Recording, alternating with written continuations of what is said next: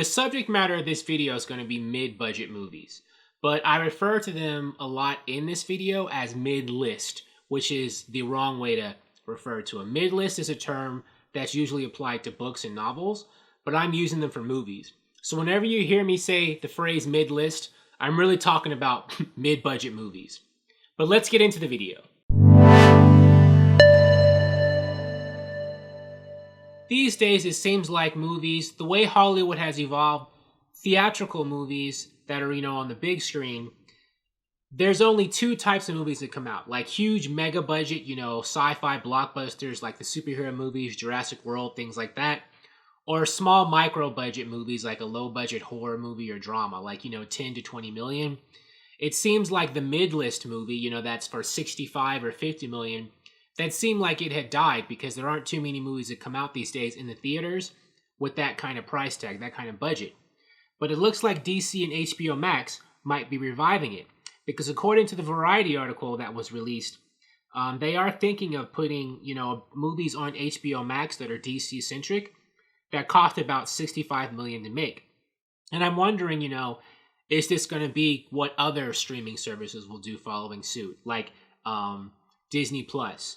And maybe it already is. Netflix releases tons of movies already, and a lot of them are sci-fi, and they're not, a lot of them huge budgeted. So maybe those are around like 40 to 65 million, a mid-list budget. But let's read this paragraph in the Variety article that talks about it. DC's future won't unfold entirely on the big screen. HBO Max, WarnerMedia's upcoming streaming service, is currently looking for DC properties that could inspire films to premiere on its platform. It hopes to make DC adventures that have slightly lower budgets, requiring them to rely on up-and-coming actors and not established stars, with the goal of keeping production costs under $65 million. Oh, under $65 million, so even less. That would still be mid-list though, right? Because that means it could be 40 to 50, which is still mid-list budgeted range. Like if they were thinking about 10 or 20 million, this article would have said under 30 million, or under 20 million, which would be low budget.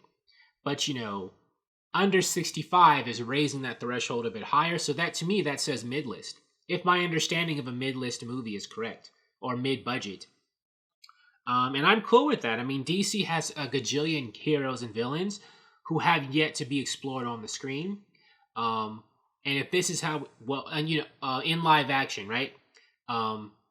So if it's going to be on the streaming screen as opposed to the big screen, who cares, right? We still get to see them.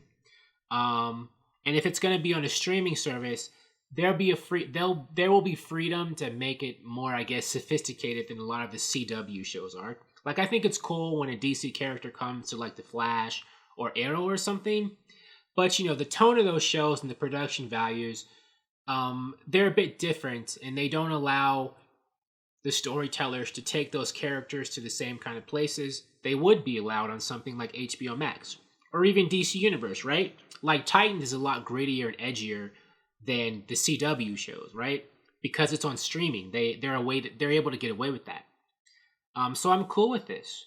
So how do you feel about DC doing some mid-list movies, and how this could be where the mid-list movie, where it actually winds up? A lot of people thought that it was dead, but it's getting a new life on streaming, it seems. Thank you for watching. If you like this video, please like it on YouTube and subscribe to the channel because I appreciate your viewership, and I'll talk to you soon. Bye.